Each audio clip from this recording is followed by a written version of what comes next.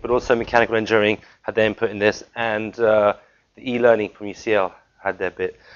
So this talk, basically quite quick. We first talk about generating question bank, then we're looking at importing them into Moodle, and then looking at some examples. So we heard that students do like Moodles, and they do like Moodle quizzes and questions and so forth. So why aren't we all creating vast question banks in Moodle? Well, the main problem I find with them is that it's time consuming. You have to create individual questions. Formatting of these questions can be annoying, and for each question, you've got to set the settings for each one. They might be repeated over and over. And also, for me, annoyingly, you've got to provide the answers. You've got to go find the answer and make sure that it's correct. Also, once you've done this question, it doesn't evolve. It just remains static. It doesn't change year in, year out. So students can get familiar with it, and they'll know how to click the answer. They'll know the answer is B, regardless of what we try and do.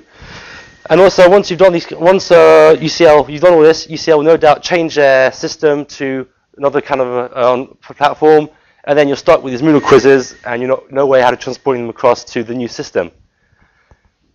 To try to evolve this, I've designed a Matlab GUI, which can generate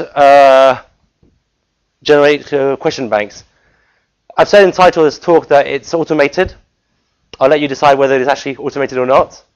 So it's designed for mathematical questions, but it can be used for any kind of engineering applications. So this is the GUI.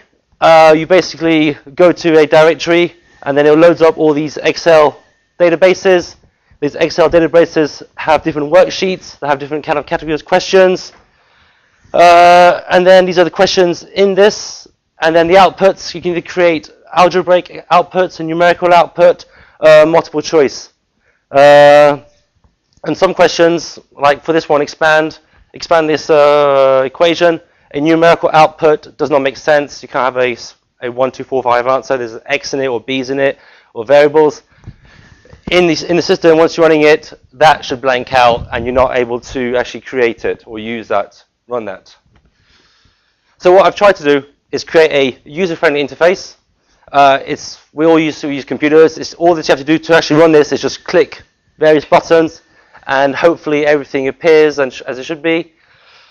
The program, the back of the program actually calculates all you need to input here are the actual questions, and the program itself actually calculates the answers.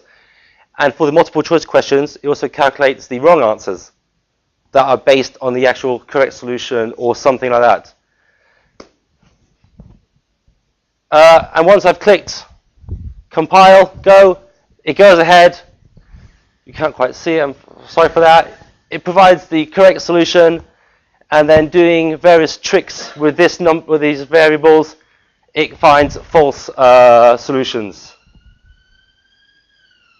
So on my desktop, I was able this morning to create 68 questions in 17 seconds, 128 questions in 40 seconds. I know on this laptop here, it'll take more than 2 minutes. But if what's happened?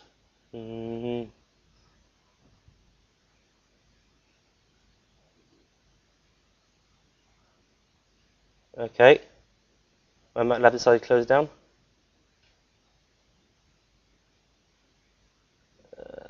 Okay, so I was going to run you how I'm actually going to do it, but we may not be able to do that.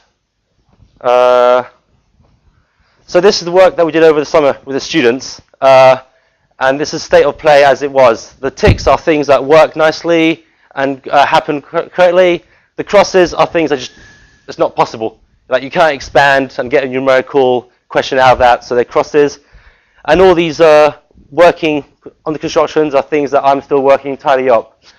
The current state is actually a lot better than that. There's a lot more it actually works, but just this gives you a show of the types of topics we've covered. All this we're looking at basically the first and second year maths. How this is designed to work is designed to create large question banks. So the more advanced stuff might be initial tweaking involved and may not be suitable. My MATLAB's going, which is nice.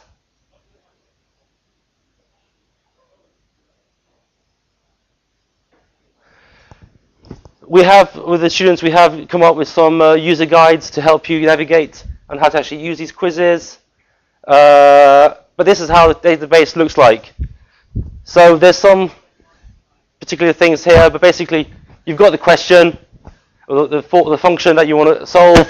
It then refers to type of question, and then there's some hints that refers to some hints and all that. And these are the questions. So that question there, just factorize and so forth, and the hints, it gives you hints and all that. So you still have to enter these questions manually, but my opinion is that it's a lot easier to enter an Excel spreadsheet than in Moodle. You still have some learning curve on how Excel works, Tex and Matlab. Hopefully you will know how Excel works.